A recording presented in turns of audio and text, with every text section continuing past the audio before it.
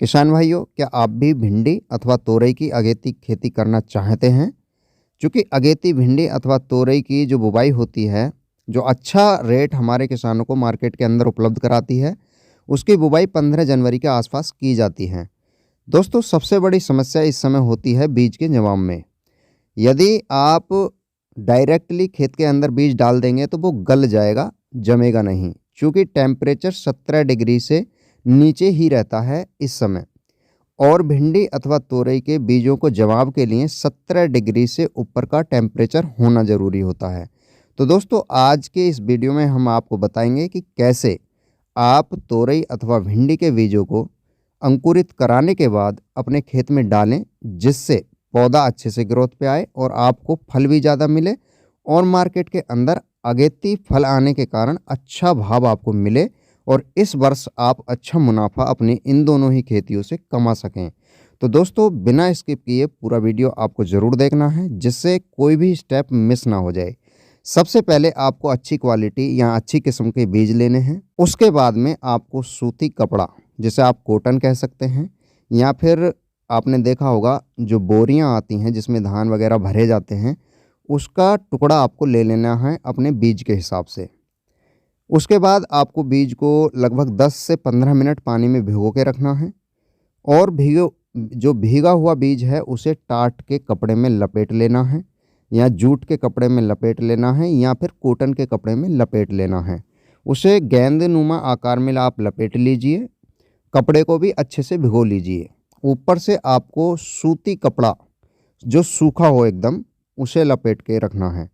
और उसके बाद आपको किसी पॉलीथीन अथवा फिनी, जिसमें हवा जो है वो पास ना हो, उससे अच्छे से बांध लेना है।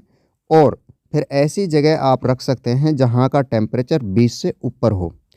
यहाँ सबसे अच्छा तरीका होगा कि पहले अपने किसान होते थे, जो पोट होती थी जैसे गोलनुमा आकृति में बनती थी, उसे अपने साथ लेकर के सो जाया करते थे, जिससे बॉडी के टेम्परेचर से उसमें हीट जाती थी और फिर अंकुरण अच्छे से हो जाता था। आप भी ऐसा कर सकते हैं।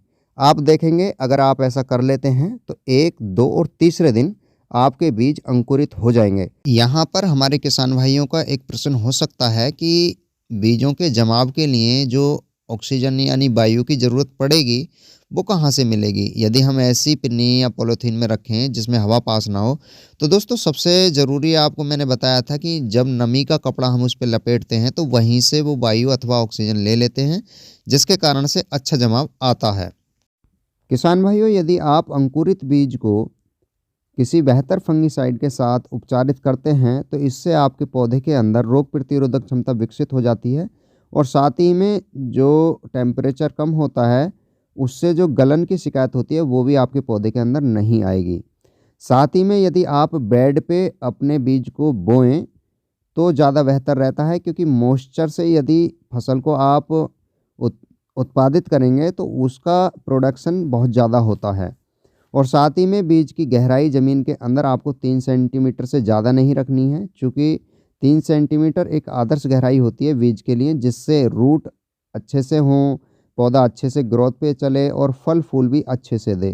तो दोस्तों, ये 2-3 चीज़ें मैंने आपको बताई। सबसे पहली बात कि आप 17 डिग्री सेंटीग्रेड के नीचे के टेम्परेचर में जनवरी के महीने में अपने बीजों को कैसे अंकुरित करा सकते हैं, और फिर उन्हें किसी बेहतर फंगिसाइड के साथ उपचारित कर लें, और साथ ही में गहराई कितनी रखनी है।